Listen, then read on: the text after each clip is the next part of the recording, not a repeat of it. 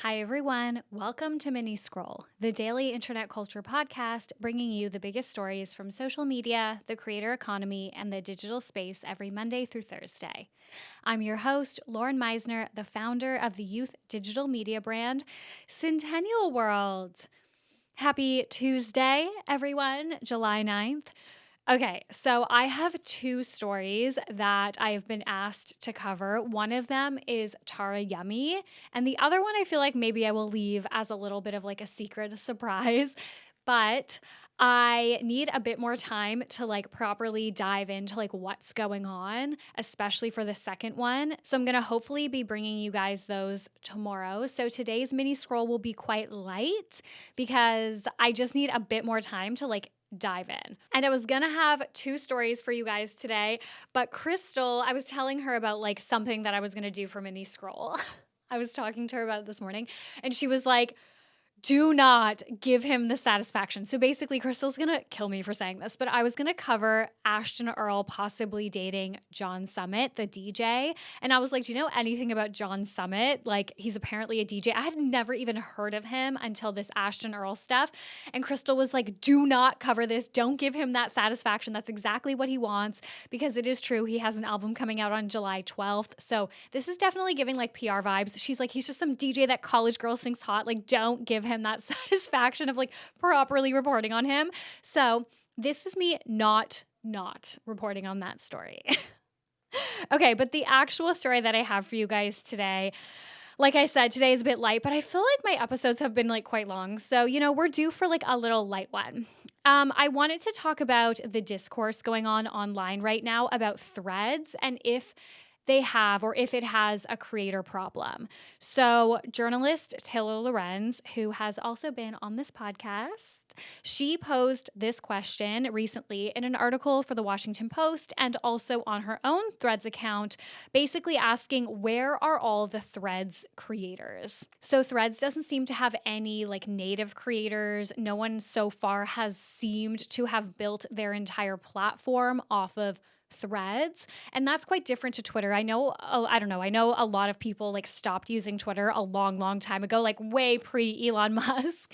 But Twitter was quite unique in the sense that like you could be a Twitter creator, you could be Twitter famous, basically, like a Twitter personality, and no one else on the rest of the internet would know that. And that didn't necessarily translate to followers anywhere else. And Threads so far doesn't really have that. Like, people are not like native Threads creators. And she suggests that the reason for that primarily is because Threads hasn't had a breakthrough viral moment. Like, there's been nothing like a meme, like nothing super viral culturally has happened on the platform for people to have that sense of urgency to join and to start using it consistently.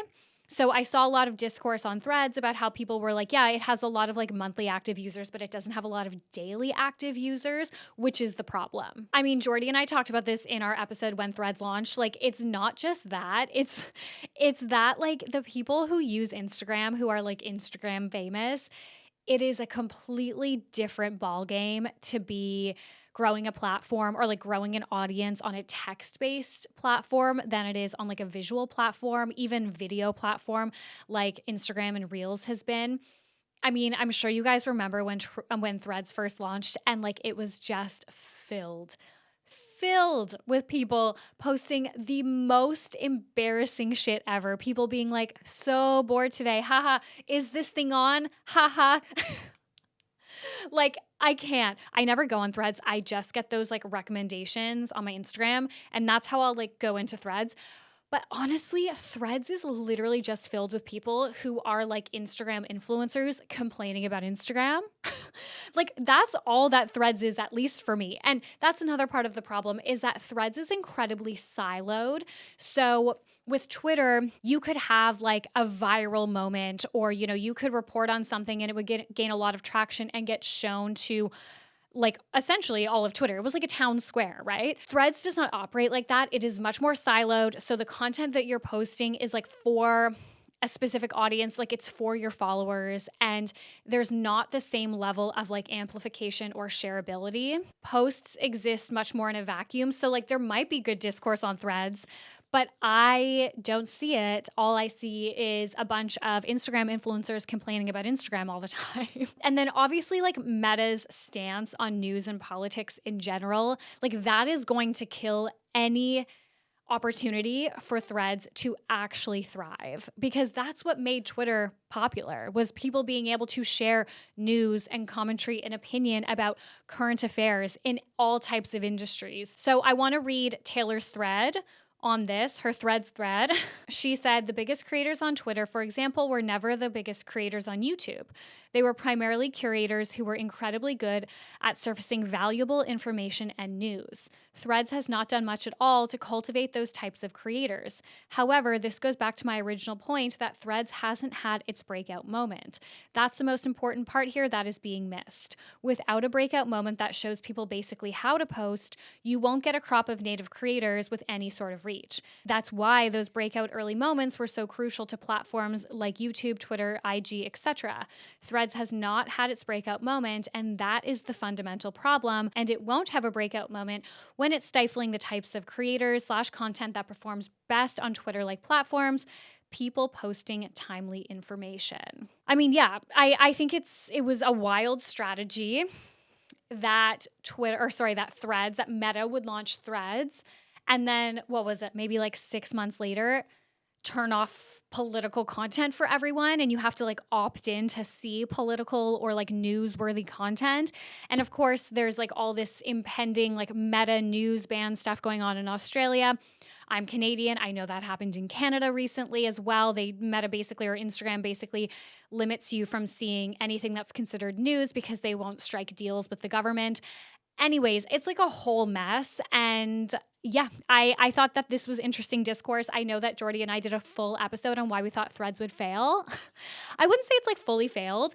And I do think it's gaining a bit of cultural relevance just because I think so many journalists are so exhausted with Twitter. Like Twitter is like unusable now. So I think the people who were like really popular on Twitter, initially they went to Blue Sky, and Blue Sky seemed to be quite promising, but they didn't strike fast enough because their platform wasn't ready. Like it just couldn't have the influx of user base that I think it needed to at the time. And it was like invite only. And I don't know, like people, I mean, as far as I can tell, like Blue Sky is, I don't know what's going on there. So I do feel like Threads has an opportunity because I do think a lot of people are starting to come around to the idea of posting on Threads. And I think a lot of the journalists who were so valuable to Twitter and made Twitter what it was have started slowly posting more and more on Threads. But I agree, it needs this one cultural breakout moment. The problem is it's never going to have that if you can't post like timely current affairs, things that are considered like quote unquote political content, because that's also a completely vague label. Like what's considered political? You know, you could consider a lot of what we cover political because I'm talking about things like trad wives and things like that, right? Like it's such a broad, vague statement that doesn't have a lot of clear parameters around it. I wouldn't say Threads is a complete write-off anymore. I did very much feel that way a year ago. But Meta is not doing itself any favors with the decisions that it's making in terms of the type of content that it prioritizes to make Threads actually a successful platform. So that's my tea on Threads, and obviously my slight tea not tea on Ashtin Earle maybe dating DJ John Summit. Anyways, guys, thank you so much for listening to Mini Scroll. Like I said, tomorrow's episode is going to be hopefully a banger. So I'm excited to bring you guys that. But as always, please remember to rate, review, and subscribe. It helps me so much. It helps me grow. I love you guys, and I will talk to you tomorrow. Bye.